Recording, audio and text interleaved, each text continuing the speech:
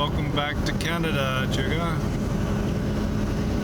I thought I'd go up to the property and try to do some work today, thinking the weather was going to be maybe a little bit of rain or snow. We've got a proper blizzard happening here. Might just have to turn around and go back.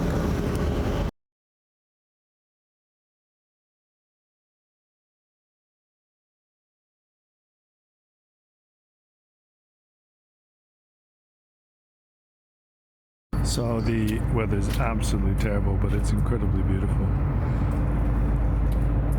I'm thinking I shouldn't even be coming onto the island because I might get stuck in the snow, but luckily I bought some chains and so I'm gonna give it a go.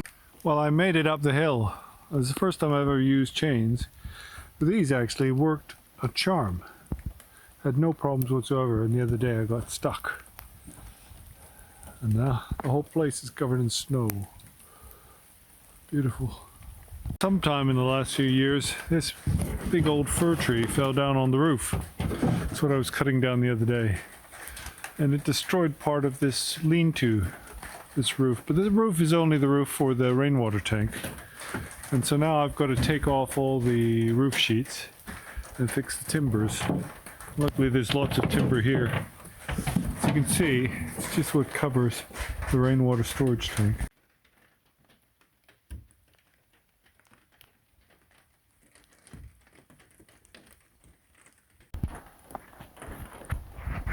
So I was saying before, then metal roofing is kind of a compromise. It has to be manufactured somewhere.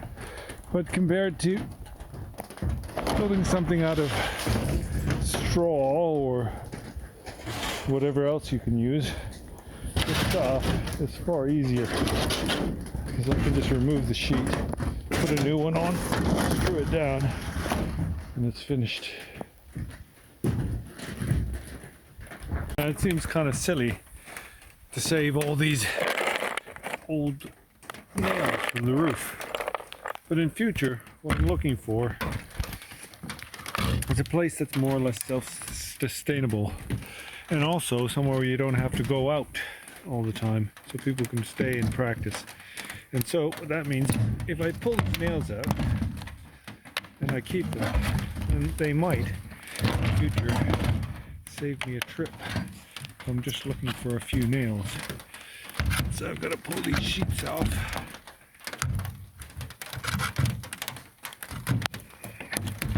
And then get the roof removed before I can fix the timbers.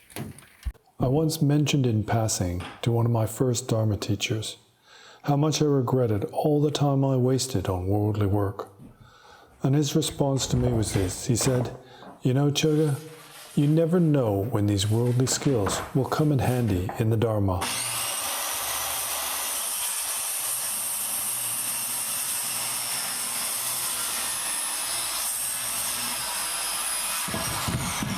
These days, his words couldn't sound more true.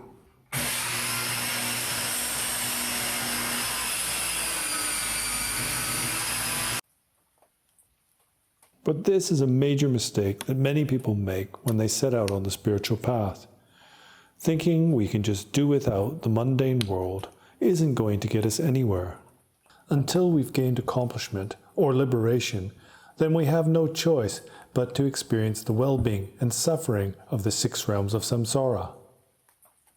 Just pretending we're an accomplished master like Milarepa or Gotsangpa isn't going to insulate us from hardship on the spiritual path. We need food to eat, and we need to sleep. We need to be protected from the elements, from hot and from cold.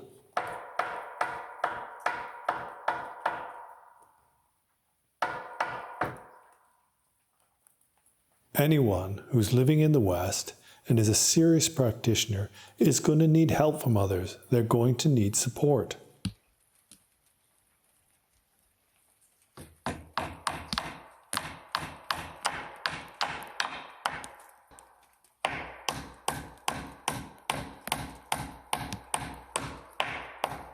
It's true that eventually we need to go beyond the world, but also it's important to be honest with yourself and to be aware of where you are. And then, one step at a time, you can certainly reach your goal.